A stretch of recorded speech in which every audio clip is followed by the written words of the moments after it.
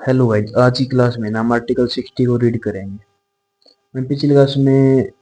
Sections के read कर लिए, वो सॉरी आर्टिकल 59 तक रीड कर लिए थे। आज की क्लास में हम आर्टिकल 60 रीड करेंगे आसानी से, वो सॉरी जीवीए में, और आराम से रीड करेंगे, कोई ज़्यादा वो नहीं। जैसे कि ओथ इसमें बताया 60, जैसे कि ओथ होता है ना कि शपथ, और ओथ और एफर्मेशंस बाय द प्रेसिडेंट यानी राष्ट्रपति। इसमें क्या बताया जैसे कि एवरी प्रेसिडेंट यानी कि एवरी यानी कि प्रत्येक प्रेसिडेंट यानी कि राष्ट्रपति, एंड एवरी पर्सन और प्रत्येक व्यक्ति, क्लियर है। Acting as a president, acting as a president यानी राष्ट्रपति के रूप में कार्य करने वाला व्यक्ति, एक्टिंग एज ए प्रेसिडेंट राष्ट्रपति के रूप में कार्य करने वाला व्यक्ति,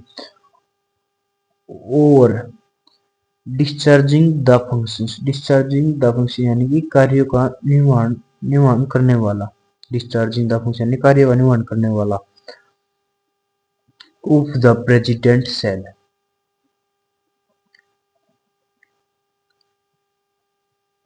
यानी कि वह राष्ट्रपति होगा before before entire upon his office यानी पद ग्रहण करने से पहले, मेक एंड सब्सक्राइब से जैसे इस पर हस्ताक्षर करना, एंड इन द पर्सन्स होता है यानी कि उपस्थिति में, of the chief justice of India, chief justice of India भारतीय मुख्य न्यायाधीश, इन हिज एब्सेंस का मीनिंग होता है कि उनकी अनुपस्थिति में, द सीनियर मोस्ट जज, सीनियर यानी वरिष्ठतम न्यायाधीश, ऑफ द सुप्रीम कोर्ट यानी कि वरिष्ठ उपलब्ध सर्वोच्च न्यायालय का न्यायाधीश अवेलेबल यानी स्थित होगा, ऑन ओथ यानी कि शपथ, अफर्मेशन यानी प्रतिज्ञा, इन द फॉलोइंग फ्रॉम यानी कि निम्नलिखित रूप में, दैट ही टू से यानी कि इसमें बताया गया है कि जैसे कि देखो, अरे यानी कि राष्ट्रपति या कार्यवाहक राष्ट्रपति को पद ग्रहण करने से पहले शपथ प्रतिज्ञा करना अनिवार्य है, क्लियर है। यानी कि यह शपथ चीफ जस्टिस ऑफ इंडिया के सामने ली जाएगी। यदि चीफ जस्टिस अनुपस्थित हो यानी कि एब्सेंट हो तो सुप्रीम कोर्ट के वरिष्ठ न्यायाधीश शपथ दिलाते हैं, क्लियर है। शपथ का उद्देश्य है कि राष्ट्रपति संविधान और कानून का पालन करेगा और अपने पद की ईमानदारी से निर्वहन करेगा, यानी कि यह प्रधान राष्ट्रपति को संवैधानिक वैधता और जवाबदेही सुनिश्चित करता है, क्लियर है।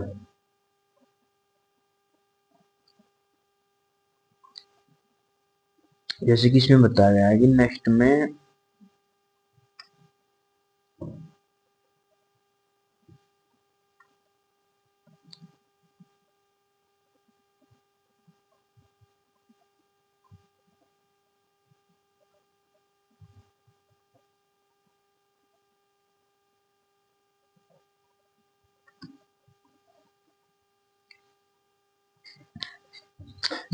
बताया गया है कि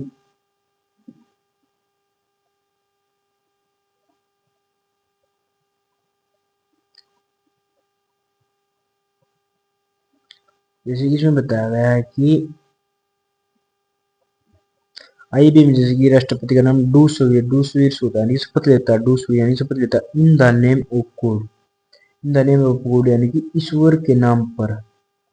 that I will put faithfully execute the office से, जैसे कि फेथफुली होता है निष्ठा से, ईमानदारी से, एग्जीक्यूट होता है निर्वहन करना, द ऑफिस ऑफ प्रेसिडेंट यानी राष्ट्रपति का पद, सोलेनली अफेरम, जैसे कि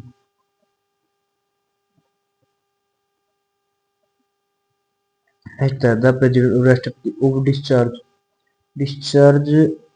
द फंक्शन यानी कार्य का निर्वहन करना, ऑफ द राष्ट्रपति ऑफ इंडिया, इंडिया यानी कि भारत का, to to the best of my ability preserve यानी कि अपनी सर्वोत्तम क्षमता से बनाए रखना। प्रोटेस्ट यानी कि रक्षा करना। एंड डिफेंड यानी कि प्रोटेस्ट होता है, डिफेंड यानी कि प्रोटेस्ट यानी रक्षा करना, डिफेंड यानी बचाव करना। द कॉन्स्टिट्यूशन यानी कि संविधान का। एंड द लॉ और कानून। एंड दैट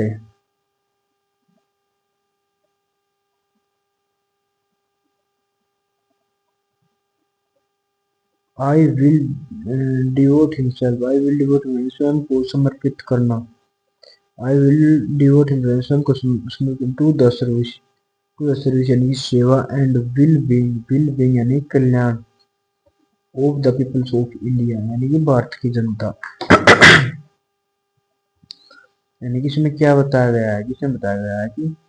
राष्ट्रपति यह शपथ प्रतिज्ञा करता है कि अपने पद का ईमानदारी से निर्वहन करेगा, संविधान और कानून की रक्षा करेगा और स्वयं को भारत की जनता की सेवा व कल्याण के लिए समर्पित करेगा। क्लियर है। आर्टिकल 61 में बताया, 61 में क्या कहता है, जैसे कि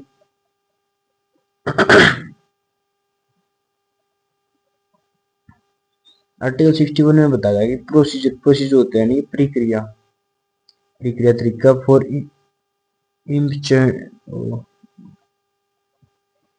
इम्पीचमेंट होता है नहीं महाभियोग के लिए। इम्पीचमेंट यानी महाभियोग के लिए ऑफ द प्रेसिडेंट यानी कि राष्ट्रपति का। वैन जब आगे बताया कि सुनता है वैन ए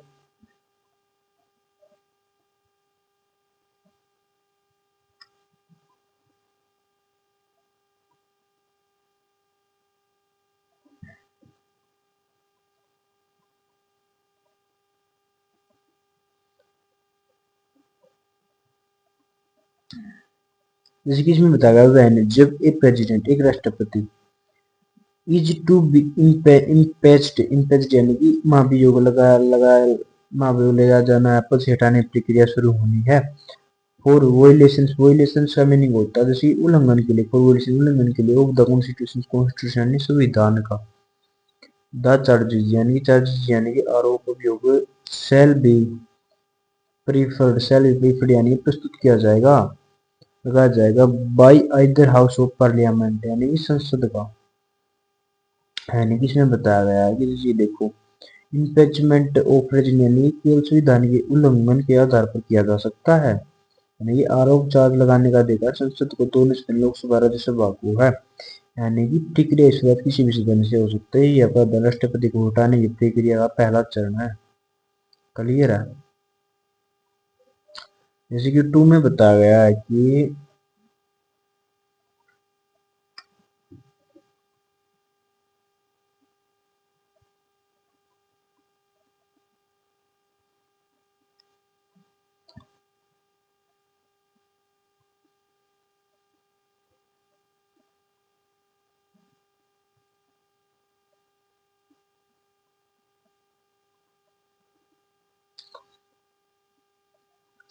में बताया गया है कि नो सच चार्जेज यानी कि ऐसा कोई आरोप नहीं है। नो सच चार्जेज ऐसा कोई आरोप नहीं, शैल बी परफेक्ट अनलेस यानी शैल बी परफेक्ट यानी प्रस्तुत किया जाएगा, अनलेस यानी जब तक न हो। यानी कि कोई ऐसा कोई आरोप नहीं प्रस्तुत किया जाएगा। द प्रपोजल्स होता है यानी मीनिंग प्रपोजल्स यानी कि प्रस्ताव। टू प्रेफर यानी कि टू प्रेफर सच चार्जेज,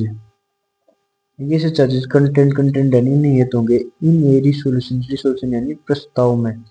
जैसे कि विच हैज बीन मूड यानी कि जैसे प्रस्तुत किया गया है।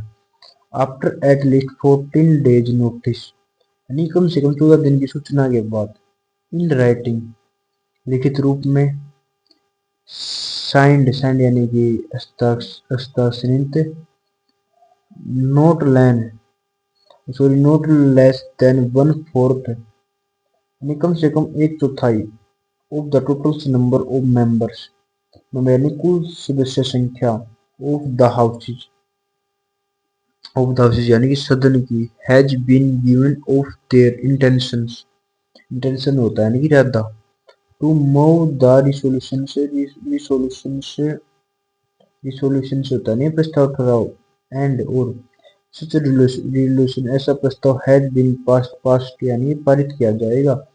बाय ए मेजोरिटी मेजोरिटी यानी बहुमत से majority of not less than जो कम से कम 2/3 total membership 2/3 of the total membership of the houses यानी कि कुल सदस्यता की सदन की यानी कि इसमें बताया गया है कि जैसे कि देखो यह बताया गया टू में बताया गया है कि जैसे कि देखो इसमें बताया गया है कि राष्ट्रपति पर महाभियोग का आरोप साधारण तरीके से नहीं चलाया जा सकता इसके लिए शर्तें हैं यानी कुछ जैसे एक में बताया गया है कम से कम 14 दिन पहले लिखित सूचना दी जाएगी इस सूचना पर सदन के कुल सदस्यों में से कम 1/4 के हस्ताक्षर हो तभी प्रस्ताव रिजोल्यूशन लाया जा सकता है। फिर 2B में बताया गया है कि प्रस्ताव को सदन की कुल सदस्यता के कम से कम 2/3 2/3 बहुमत से पारित होना चाहिए। क्लियर है। इसका उद्देश्य है राष्ट्रपति पर महाभियोग का आरोप गंभीर और ठोस समर्थन के साथ ही लगाया जाए यह प्रक्रिया राष्ट्रपति को संवैधानिक सुरक्षा और स्थिरता सुनिश्चित करती है। क्लियर है। नेक्स्ट है थर्ड में बताया गया है कि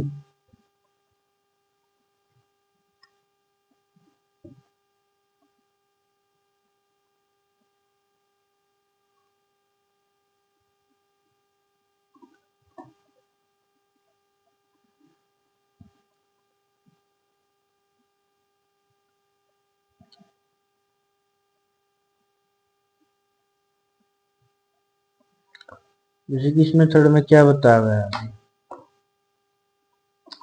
जैसे कि वह जब एक चार्ज यानी कि आरोप लगाए जाते हैं हैज बीन सो प्रेफर्ड यानी कि इस प्रकार लगाया हुआ हैज बीन सो प्रेफर्ड यानी इस प्रकार लगाया हुआ बाय आइदर हाउस यानी कि कोई भी सदन द्वारा जैसे वो पार्लियामेंट लोकसभा की the other houses shall investigate जैसे कि द अदर हाउसेज है दूसरा शैल इन्वेस्टिगेट जांच करेगा द चार्जेज आरोप की एंड कोजेज द चार्जेज जो चल रहा है investigated and the president shall have the right to appear and to be represented यानी कि और प्रतिनिधित्व करना तो फिर बताने उपस्थित होना रिप्रेजेंटेड एट सच इन्वेस्टिगेशन यानी कि ऐसी जांच में यानी कि इसमें बताया गया है कि जैसे कि महाभियोग की प्रक्रिया में दोनों सदनों की भूमिका होती है यदि एक सदन आरोप लगाता है दूसरा सदन उसकी जांच इन्वेस्टिगेट करता है तो राष्ट्रपति को इस जांच में स्वयं उपस्थित होने का अधिकार है अपने प्रतिनिधित्व द्वारा प्रतिनिधित्व करवाने का अधिकार है यानी कि लोअर एजेंट द्वारा प्रतिनिधित्व कराने का अधिकार है यानी कि यह प्रावधान राष्ट्रपति को न्यायसंगत सुनवाई फेयर हेयरिंग का अवसर देता है यानी राष्ट्रपति को बिना सुने बिना बचाव मुकदमे महाभियोग नहीं लगाया जा सकता। क्लियर है।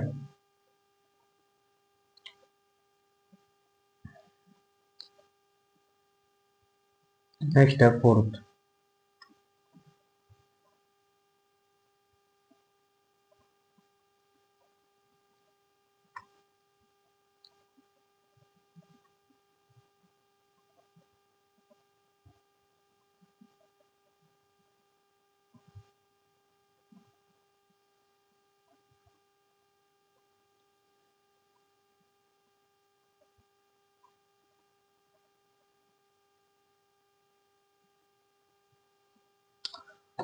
जैसे कि इसमें बताया गया है कि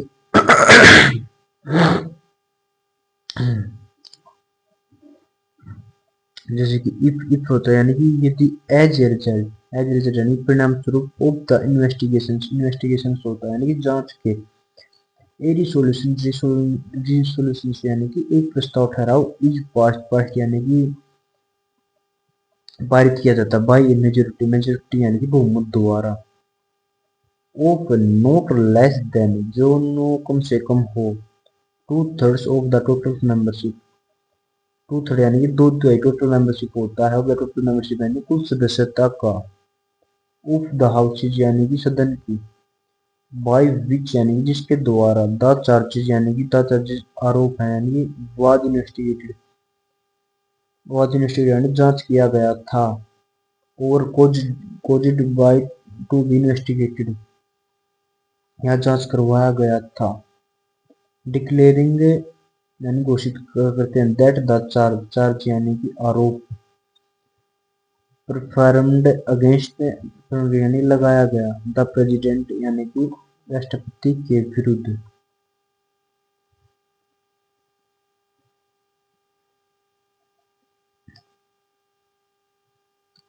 has been sustained, has been यानी सस्टेन्ड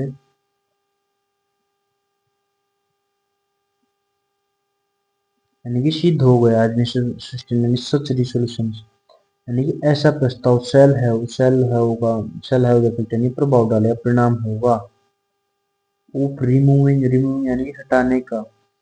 द प्रेसिडेंट यानी कि राष्ट्रपति को फ्रॉम हिज ऑफिस यानी कि उसके पद से, एज फ्रॉम द डेट यानी कि उस दिन से, उन विच जिस दिन द रिसोल्यूशन यानी कि प्रस्ताव इस पास यानी कि इस प्रकार पारित किया गया है। जैसे कि इसमें देखो क्या बताया, जैसे कि देखो फोर्थ महाभियोग की प्रक्रिया में अंतिम चरण है कि चांस के बाद सदन प्रस्ताव पारित करे। जैसे कि प्रस्ताव को सदन की कुल सदस्यता के कम से कम 2/3 बहुमत से पारित होना चाहिए, यानी कि प्रस्ताव को सदन की कुल सदस्यता के कम से कम 2/3 बहुमत से पारित होना चाहिए। प्रस्ताव में यह घोषित होना चाहिए राष्ट्रपति विरुद्ध लगाया गया आरोप सिद्ध सस्टेंड हो गया, यानी कि जैसे प्रस्ताव पारित होता है यानी कि राष्ट्रपति तुरंत पद से हट जाता है। हटाने की प्रभावी तिथि वही होती है जिस दिन प्रस्ताव पारित हुआ है। यह प्रावधान राष्ट्रपति को हटाने की प्रक्रिया संवैधानिक और औपचारिक बनाता है। क्लियर है। नेक्स्ट है आर्टिकल 62। आर्टिकल 62 में बताया गया है कि जैसे कि देखो time of holding elections,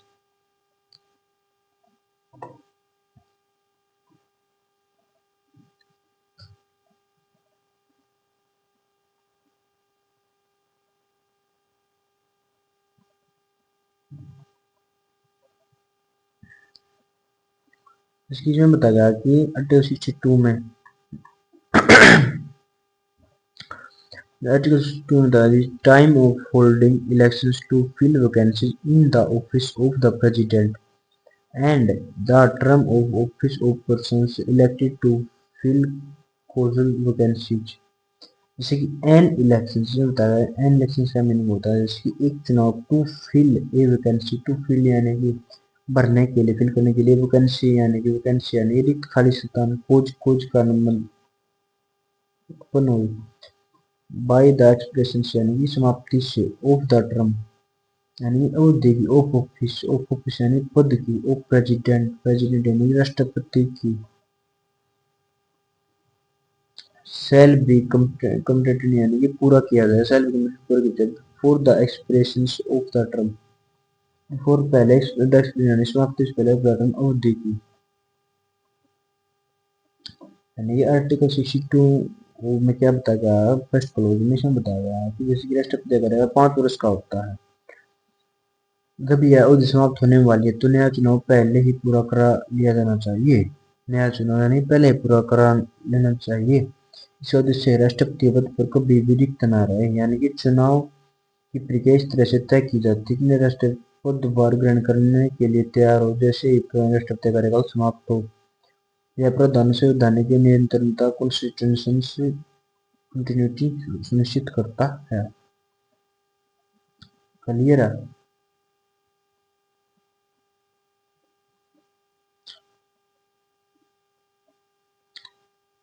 next 2 में बताया गया है कि जैसे कि क्लोज 2 में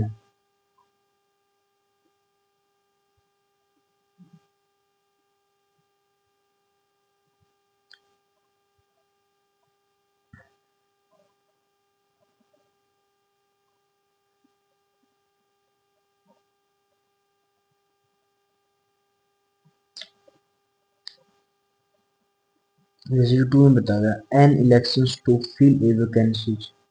एन इलेक्शंस यानी कि एक चुनाव को फिल टू फिल यानी कि भरने के लिए, वैकेंसीज यानी कि रिक्त खाली स्थान।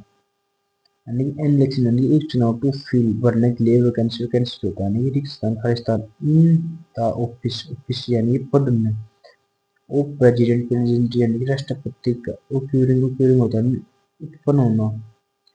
बाय रीजन यानी कि बाय रीजन यानी कारण से ऑफ हिज डेथ डेथ यानी कि उसकी मृत्यु से रेजिग्नेशन यानी कि त्याग पत्र और रिमूवल यानी पद से हटा जाना और अदरवाइज अदरवाइज होता है या अन्य किसी कारण से रिमूवल यानी पद से हटा जाना है और अदरवाइज अन्य किसी कारण से सेल बी होल्ड यानी अर्जित की जाए सेल बी होल्ड यानी अर्जित किया जाएगा एज सुन एज यानी के रूप में पॉसिबल्स आफ्टर होता है यानी कि एज सुन एज पॉसिबल यानी जितनी जल्दी संभव आफ्टर यानी के बाद में and in no case later और किसी भी स्थिति में नहीं देन 6 मंथ फ्रॉम यानी 6 महीने से अधिक देर नहीं